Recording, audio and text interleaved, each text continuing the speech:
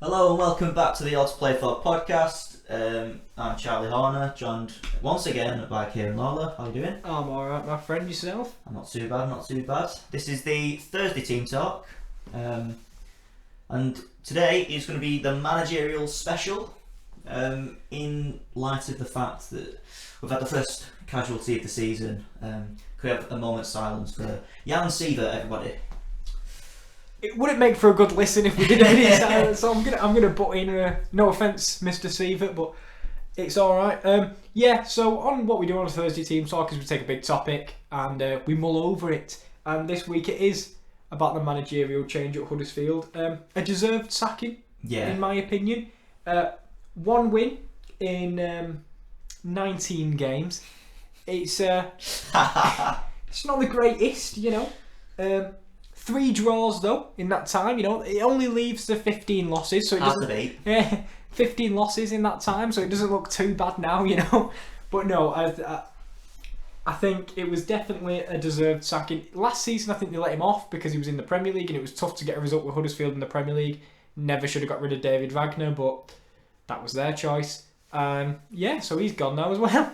Yeah, for me, it wasn't the fact that they came down because I think it was expected they were going to go down. I think it was the manner in which they did go down. They weren't even competitive in games. It wasn't like they were, narrowly beat 3-2. They were getting comfortably beaten every week, but as you say, I think they were preparing for the Championship anyway with the appointment of Jan Siewart. So when you come into the Championship and you're not getting results in the first 3 weeks, you're getting knocked out of the cup by a lower league side. It doesn't make for good reading, and the hierarchy of the club obviously expected better than that, and that's why they've pulled the plug now, before waiting until Christmas when potentially they're in a lot of trouble at the bottom, towards the bottom of the Championship potentially. I think it's a case of trying to save the season whilst they still can. Well, I think that is the point, and I think they've got a good side. They have got a good side. Definitely a better side than what their table viewing looks like. They're not a bottom half Championship side with the players they've got. I don't think, if they're being realistic, Huddersfield can't expect to go straight back up because they were unexpected to go up the first time round. I don't think they've improved the squad that massively that they're surefire to go straight back up, unlike a Fulham who invested heavily, and some teams up in that level of the league like Leeds United, etc. Jan Siewart, for me, he never really got going ever. When you win one game, it's hard to get a run going. But from 7 shots on target in the 3 games that they've had, and that's 2 home games, it just seems like they're void of ideas in attacking areas. God bless if they didn't have Callum Grant. They wouldn't have scored a goal. Yeah. And you listen to his press conferences, and he doesn't inspire. Like sometimes in the press conferences, you want your manager to be a bit outspoken, a bit inspirational, say something to the fans that's going to think there's a bit of light at the end of the tunnel here.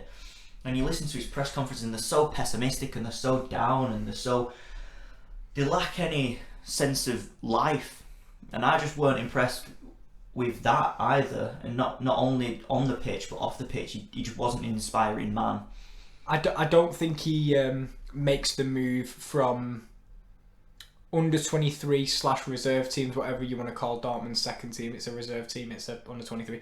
I don't think he translates between the two. Some managers do. David Wagner did when he came over. I just think he's not got the leadership and he's not got the tactical qualities to get results for Huddersfield.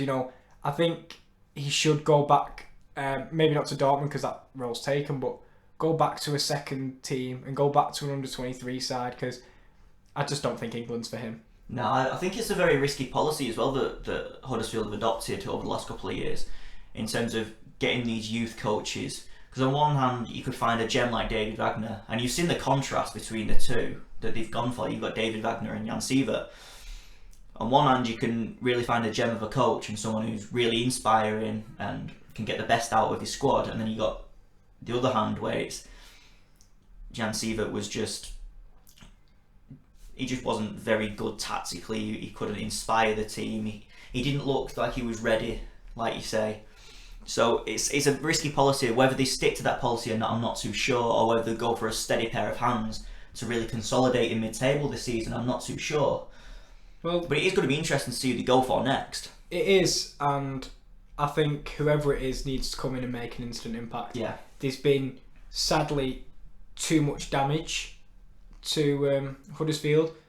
Anyone who brings back a winning feel into that place will be cherished, because it's been a long time, and you've got to look at it and you've got to think midweek when they face Lincoln.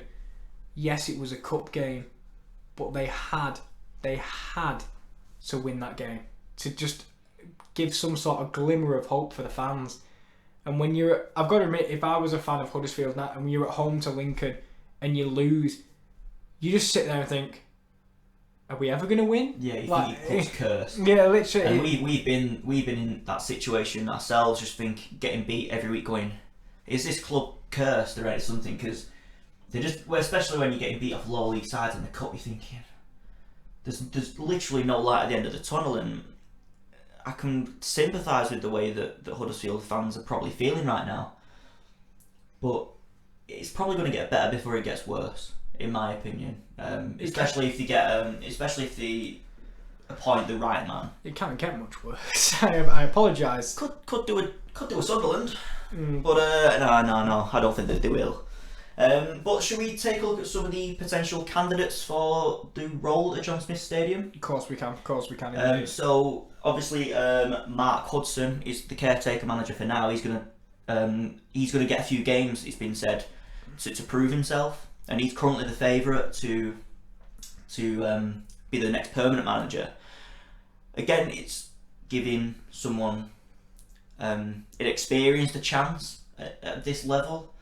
Will it work? I'm not too sure. I suppose we'll find out over the next couple of games. But outside of Mark Hudson, you've got the obvious British managers, Chris Hughton, Gary Rowett, Nigel Adkins, who you know very well. Yeah.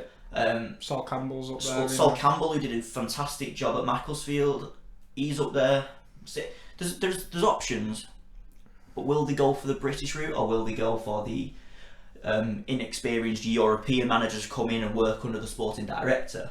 Well, I'm not too sure. I'll be honest, I put on my list of candidates Mike Tulberg, who's currently the Borussia Dortmund 2 manager, because they've took every other one, so why don't they just have a go at this one as well? So, but for me, Mark Hudson's one that I think if you want to please the fans immediately, give it to Mark Hudson, because he knows the club and it's someone the fans can get behind because they know him as a player. Yeah. And he's been at the club for a while, so he knows everything. He knows the ins and outs, and I feel he will wear his heart on his sleeve for the club because he's been there as a player and a manager. But as we've said, the managerial experience is a worry because it can go. It's a hit or miss situation. We saw it, for example, when Swansea did it with Paul Clement, it started well and petered off. And for me, when you look at, it's not as if there's not better options out there, because there are, and especially for championship sides, it's not as if the only available ones are the special one, Mourinho. You know, they're reasonable targets that I think Huddersfield's a good enough property to that the managers would want to go there and give their time. So he wouldn't be my first choice, but I'd understand why they'd choose him. Yeah, I can understand, but again, I think that it's the right man but the wrong time for Huddersfield. I think they need someone to come in and really steady the ship and get things moving in the right direction.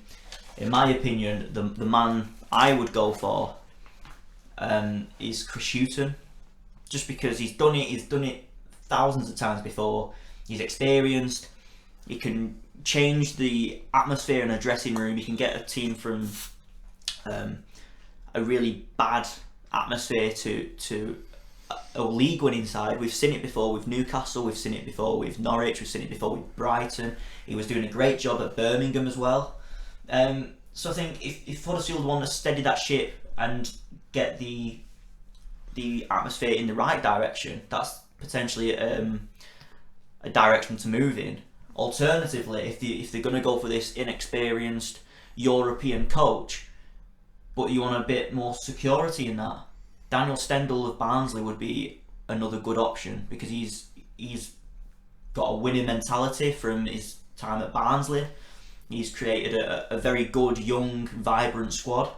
So he's someone you could go and potentially poach because although they're a Yorkshire rival, you would say that Huddersfield is a bigger club and a more viable option to progress your career. Better chance of staying in the league as well. Yeah, exactly. So potentially, those are my top two candidates, depending on which policy that Huddersfield are going to go in.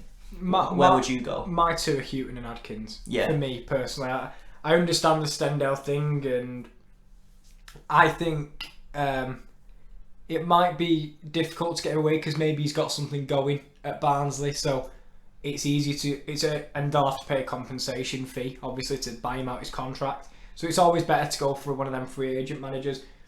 Chris Houghton got Brighton promoted with, absolutely kept him in the league 2 years in a row, and that can't be, you can't turn an eye to that. That is absolutely fantastic for a manager. But you say that winning feeling with Daniel Stendel. Sadly, with Houghton, he'd only won 3 in 23 off the back end of his Brighton tenure, and I still don't think he deserved to be sacked personally with the amount of work he'd done.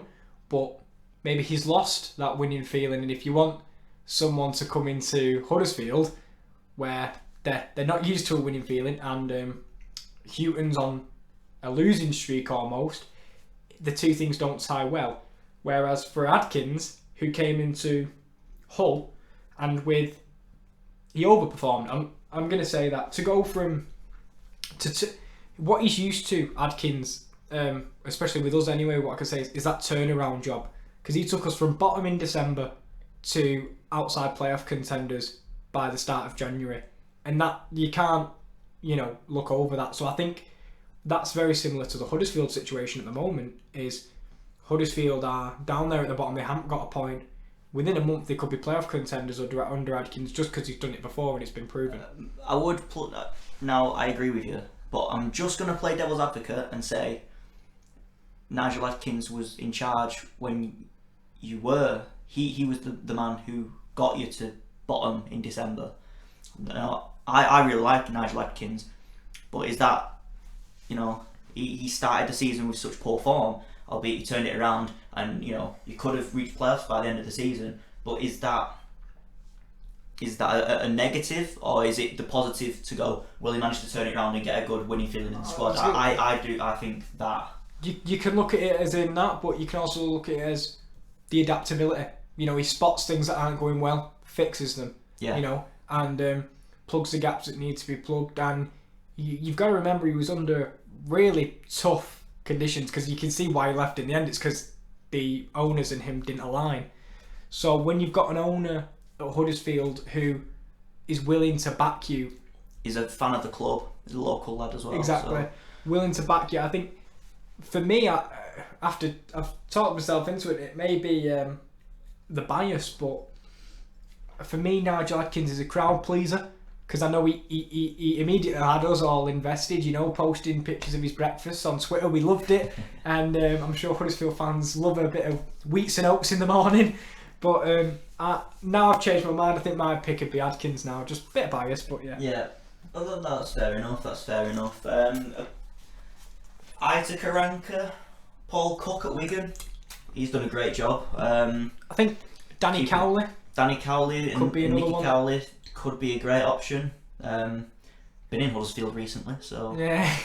The job they've done is just unbelievable. 2 promotions. I don't think they should leave Lincoln. But I think they've got something going. Just there. Never leave. And honestly, they could be in the Championship next season, because they've started League One brilliantly, and I tipped them to get a playoff place before the season started. They've done a great job, but I think they'll stay. But yeah, I can't make my mind up between Houghton and Stendel, but I think Stendel won't happen because he's at a club. But if for me, I'd go for Daniel Stendel. It's always easier when you don't have to pay that compensation fee and stuff like that. But that's the Huddersfield situation dealt with. I think we're going to go to managerial sackings as a more general, vague topic now. Who's next? Who's going next? And we don't want to be a bit morbid, but we're really going for the chopping board today. Yeah, who's next? should we stick with the Premier League or should we bring Championship managers into it? I've actually only got one Championship manager that I immediately think of, and that's Nathan Jones at Stoke. Is my immediate when I think who's next, just because of the poor start they've had to the season. 1 point since he's come in January, they've won 3 times. That's not a good record. Yeah. We saw Houghton get sacked for winning 3 in 23 in the Premier League. Winning 3 with a Stoke side in the Championship, it's a poor record, but we've also seen what he can do at Luton. Yeah, but for me, I don't know whether that's going to come into the mind of the Stoke hierarchy, the Stoke fans, because there's a lot of expectation at Stoke. They're a big club, and when you've come off the back of 9 years in the Premier League, you kind of expect to be challenging back in the Championship when you do come down. And for whatever reason, it just hasn't happened for Nathan Jones. He's proved himself. Like you say, at Luton, he did a great job, but he hasn't got a good record. He's had to get rid of a few bad eggs and try and bring in a different type of character of player. But again, I don't know whether it's because of the turnaround in the squad that there isn't a great dressing room harmony in there at the minute. But something isn't clicking in that Stoke team, and I don't know whether he's going to get a lot of time to sort it out. Now, if I was a Stoke hierarchy, I'd give him till at least Christmas to try and get the team to gel, to move as one cohesive side and start to get some results together, because we saw at the weekend against Derby they were unlucky not to win there. I know Martin Wagon had the chance to get his hat-trick, but Stoke were probably the better side that day and probably deserved to win. Hit the woodwork twice. So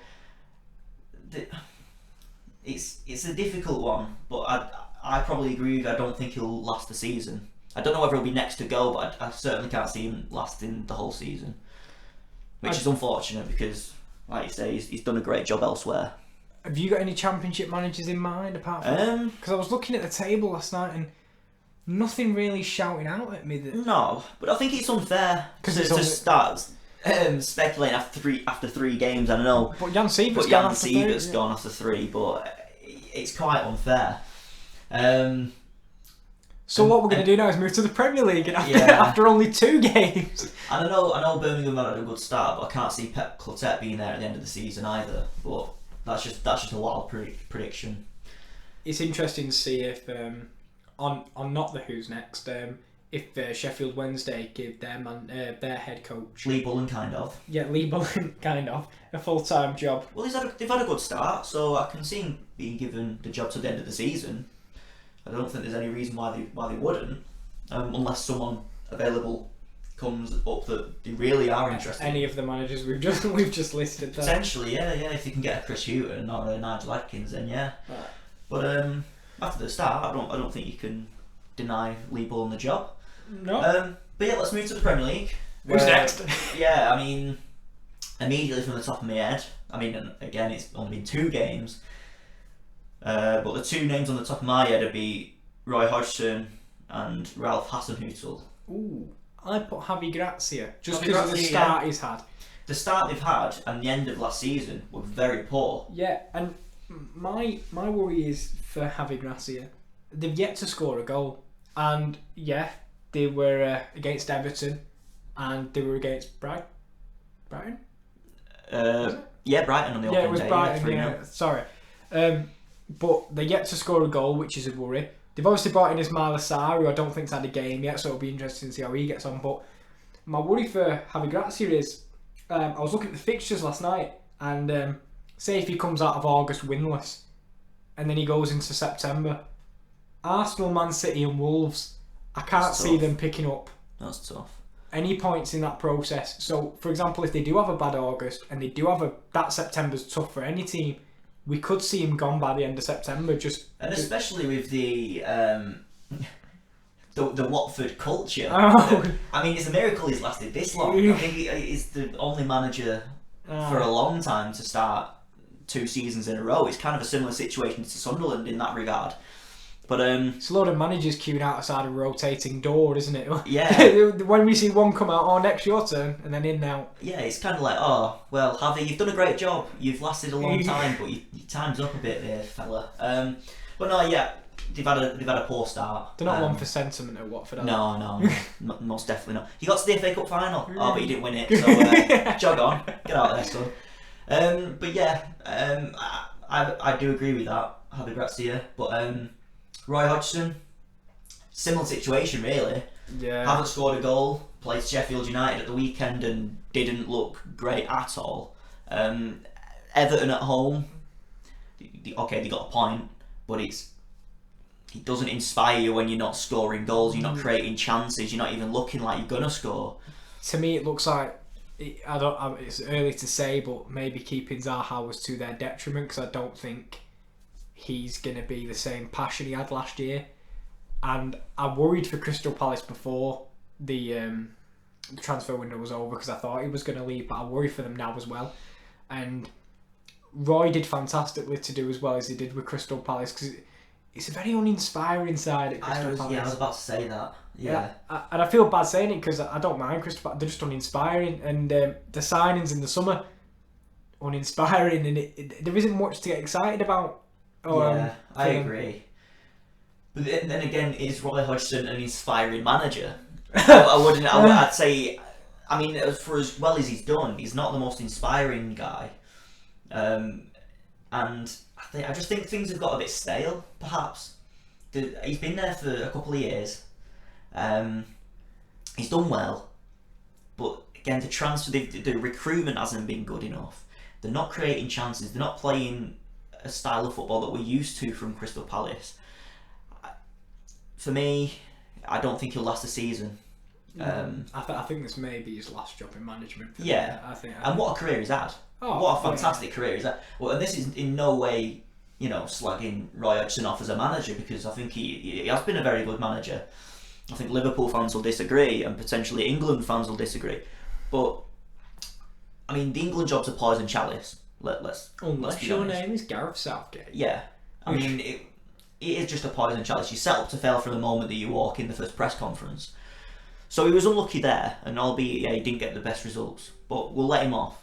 Liverpool, again, we'll chalk that off. But everywhere else he's been a very good manager. Yes. He took Fulham to the Europa League final, for God's sake. They beat Juventus 4-1 at Craven Cottage. Almost beat Atletico Madrid in the final. Yeah, this guy's a good manager and he's had a great career. I just think potentially things have got a bit stale at Selhurst Park, and maybe a change is best for all parties. I feel bad, but maybe he's become stale. Maybe his philosophies are a bit outdated now. Yeah. And because we saw it with Wenger at Arsenal, his philosophies just didn't translate over to this new game that's coming in with the younger, more fresher, pressing managers. When you've been managing since the late 70s, football's changed a lot in that time. I know. He's now 105 and he's still... It's like Neil Warnock. I don't know how Neil Warnock keeps doing it. He's been managing since 1976. He's still going. What a man. I mean, he gets so angry. I can't believe his airline's not receded even like that.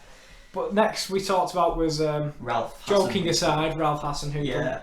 When he was appointed, I thought, oh wow, this is a great appointment. He did so well at RB Leipzig, and he's going to really. It felt like Southampton were going back to that philosophy that they had with bringing in the European managers who had good pedigree, like your Pochettinos, like your Koemans, like your Pellegrinos. All right, that one didn't work out, but you can see the clear philosophy there. And then Claude Puel, yeah. Then they kind of abandoned that with Mark Hughes, and you could always see that was going to fail. Now, when they appointed Ralph Hasenhüttl, you thought, well, they're going back to the roots and what they usually do. And you could see something really happening there, because at the end of last season they managed to get some good results, and you could see they were steering clear of that relegation zone. Alright, maybe you wanted to do a little bit better than that, and I will probably say Southampton's expectations should be to be that mid-table or top half side. But the start of the season has been so poor. It really has. Burnley went to Turf Moor and were played off the pitch. They were absolutely decimated. Burnley don't beat anyone 3-0. Yeah. They no offense, but you don't score 3 goals, but you see, this starts the season was a problem.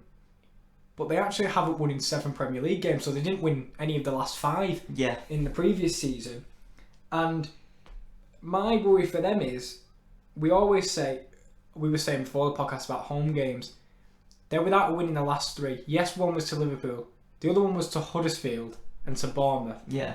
And Go on. my worry is that it's just petering off. Yeah. Like sometimes with managers, you always get when they immediately come in. Like for example, Ole Gunnar Solskjaer last year when they came in. Oh my God, they went to PSG and they looked like they could go win the Champions League, and then they were getting beat by Cardiff away. So that's my worry, is that instant impact has gone, and it's all going a little bit downhill. Tell you what it is. They've got Sunderland syndrome. That's Oh, what that's it. It happens it used to happen every single season for us, didn't it? And I think I like Hasenhüttl though. We could probably do a good job and turn it around. But I just don't see him lasting the season. Is there anyone else you don't see lasting the season? Because typically half the Premier League get rid of the managers. I was about to say, but I feel like there's a lot of job security in the Premier League at the minute. Yeah, if you look down towards that bottom of the table at the moment, Aston Villa are down there, but they've got Dean Smith, and they're not gonna. Dean Smith's one of their own. I can't see. Exactly, they're not gonna get rid of Dean Smith. You've got West Ham, but they've got Pellegrini, who I think is a good manager, so they're not gonna get rid of him. It's one of them.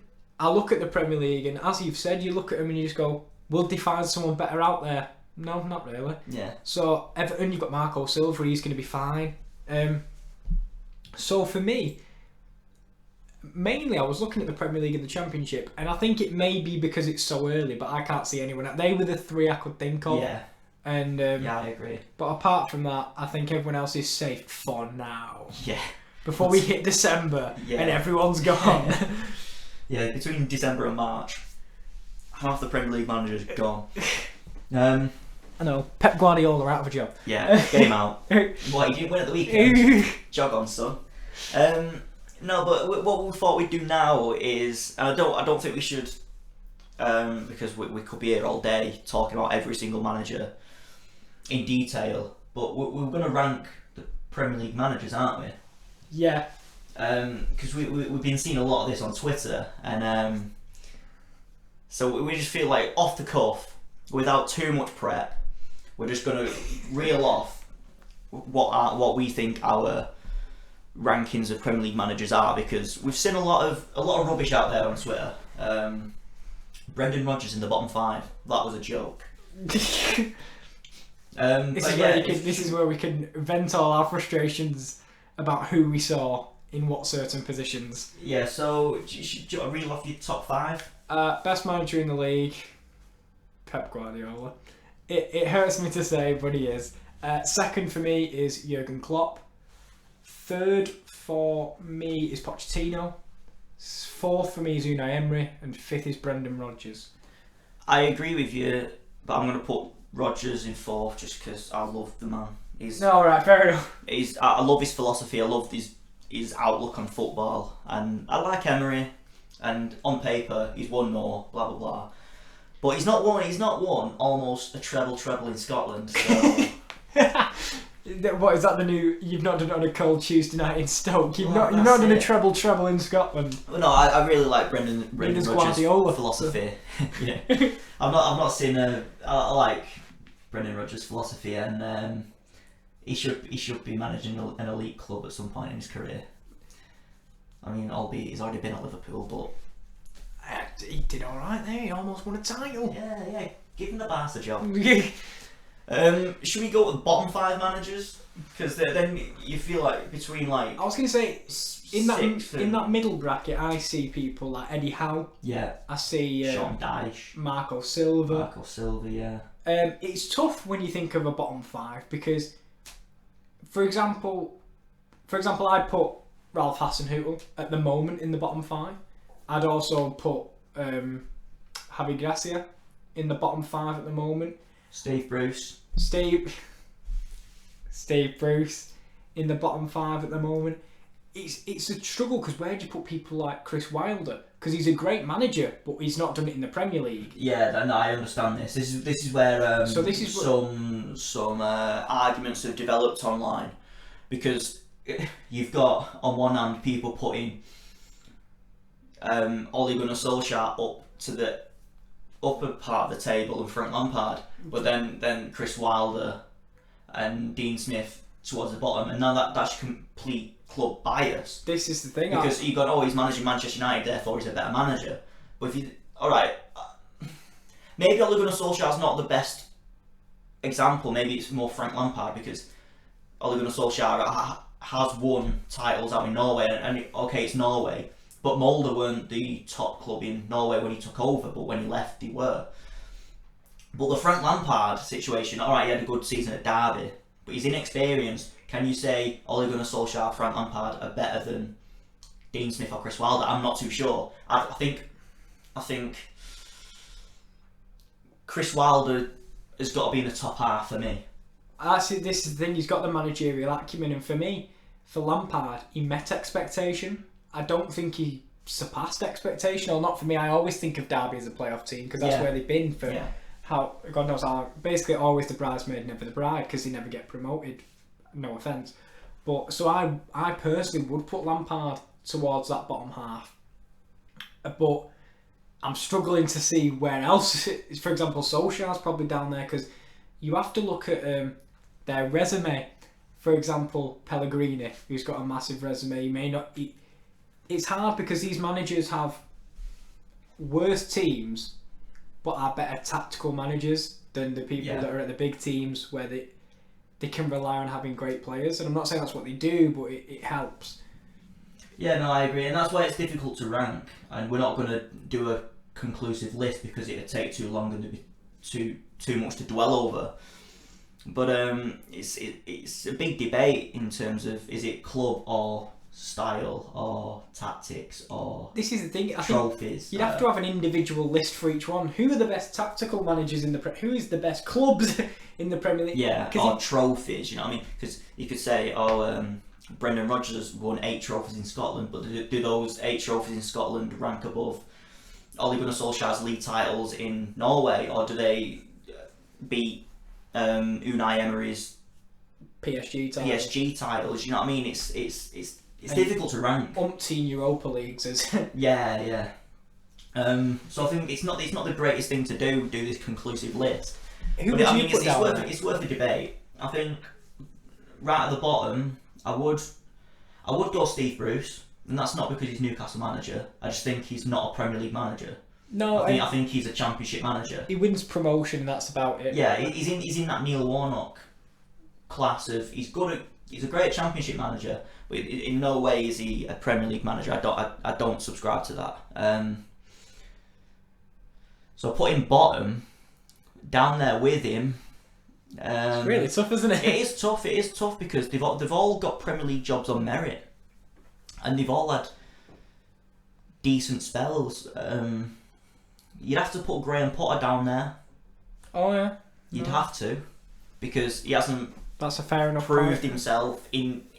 Or you can say he's got Brighton playing some great stuff, and I think he's going to do great things at Brighton. But did he have a spectacular season with Swansea last season? No. I don't think he did. I think he met expectation. I think consolidation, whilst maintaining the wage budget, was the aim. But he overachieved at Östersunds. But then Östersunds, he took them from, absolute obscurity in the 3rd division to the Europa League and defeating Arsenal. So it's difficult. It is difficult. But it's good that we're having the debate, and it's hard because we've not come up with a conclusive list apart from the top 5. I think they are the top 5. Yeah, I don't think that can be disputed. Between the rest of them, it's really difficult to rank. I agree with Steve Bruce being down there. I'd probably put Hasenhüttl down there. Yeah, but he did a good job at Leipzig. But you know what I think we should do, right? And it's probably not the greatest thing in terms of health and safety in the world, but I think the Premier League should go, you know what? Top 5, you're through to the final. Well, all the other 15 managers, Royal Rumble. WWE style Royal Rumble. Well, in that case, number 6, Sean Dyche, because he's definitely going to win that Royal Rumble. Yeah, but I just think it'd be a bit of fun. We haven't even talked about Nuno. He's done a fantastic job, albeit he's been bankrolled for it. But you can't.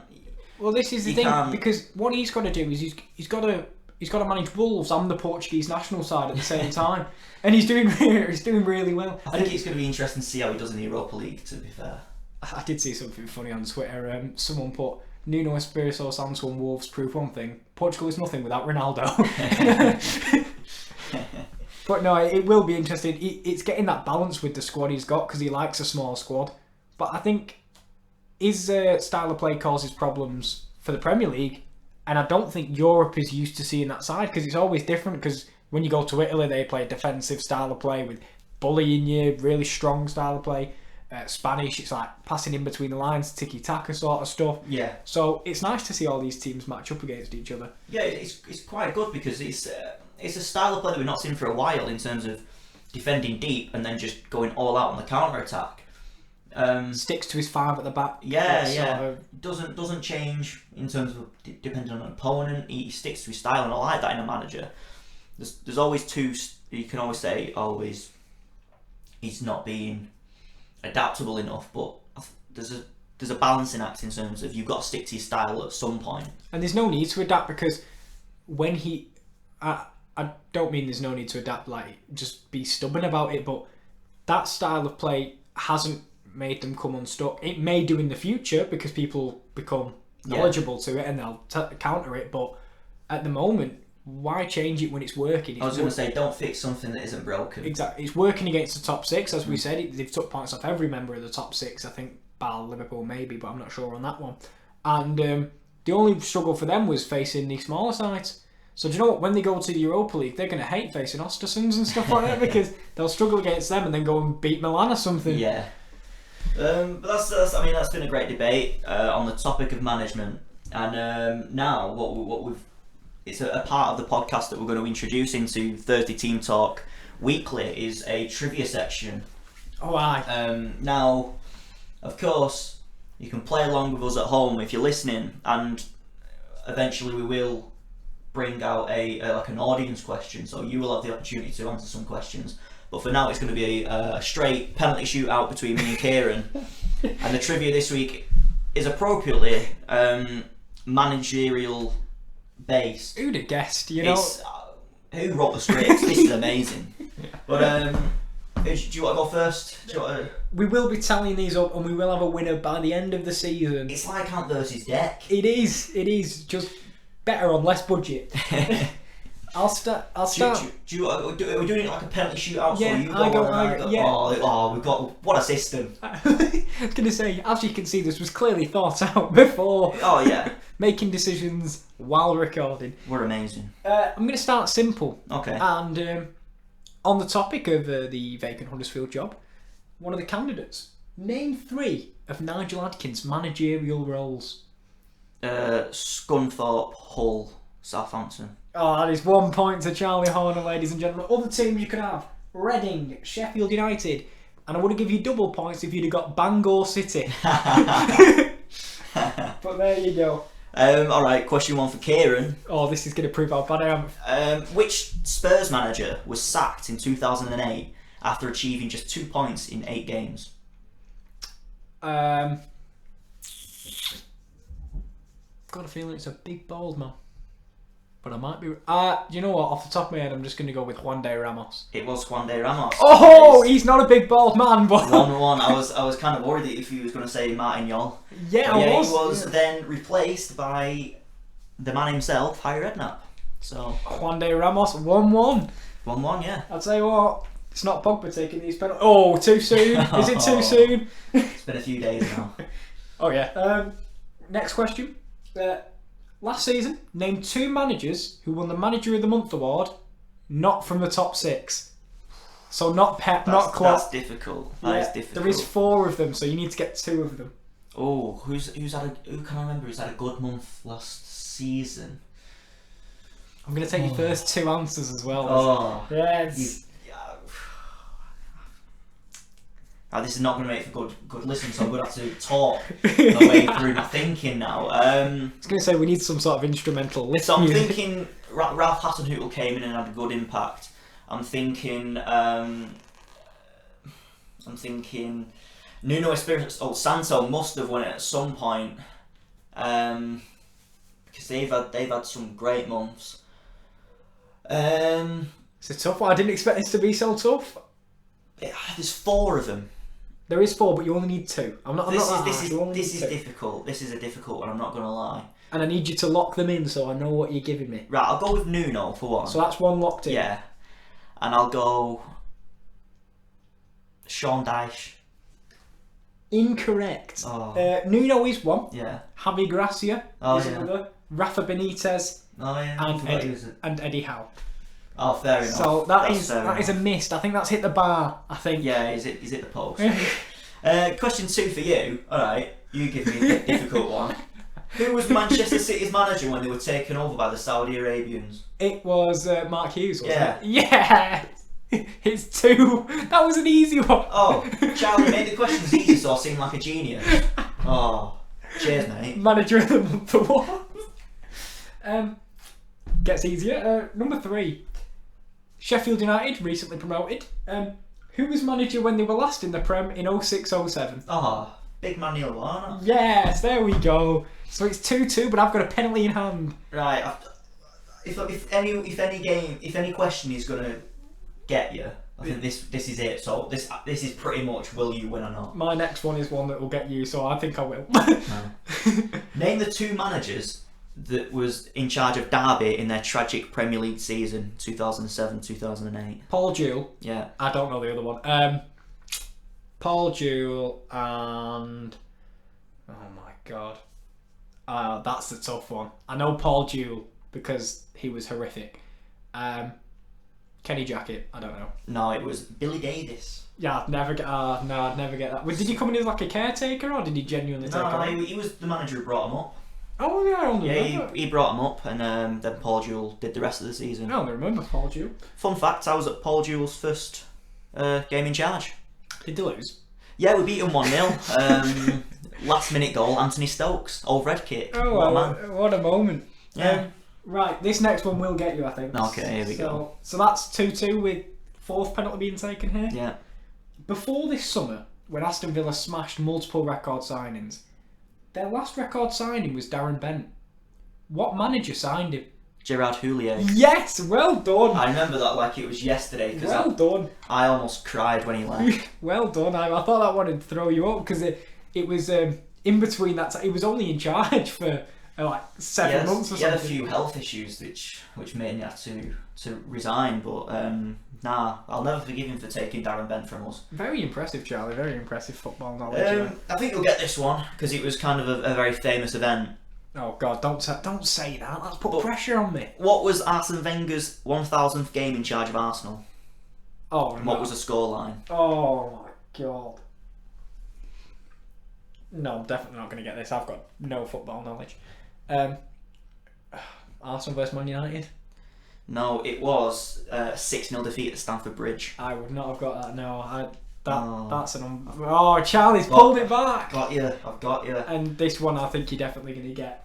From the year 2000 onwards, who was West Ham's longest-serving manager at 4 years? Like 3 years and 11 months. From the year 2000 up until now, 2019. Okay, so he was the longest-serving manager for 3 years and 11 months. I've got 2. It's either Sam Allardyce or Alan Pardew.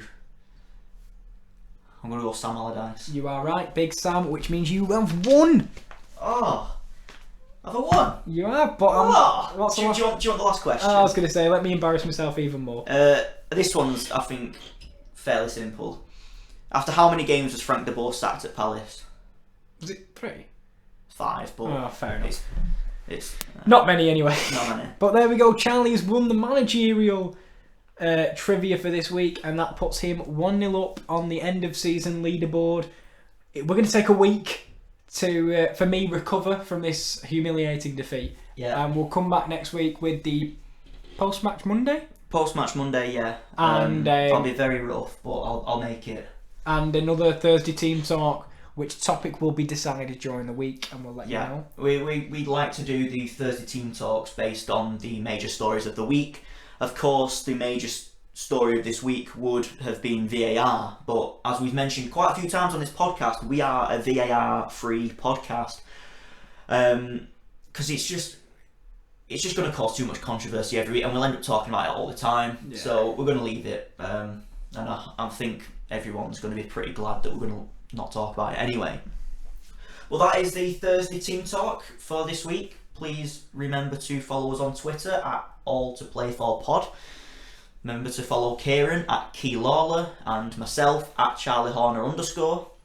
We'll be back on Monday for post-match Monday. That's going to be heavily led by Kieran, and I'll have had to watch Match of the Day and EFL on Quest very quickly on Monday morning. Chugging water, getting that hydration back after a rough Leeds weekend. Oh yeah, but yeah, thank you very much for listening to this Thursday Team Talk, and we shall see you on Monday. Bye bye. See you later.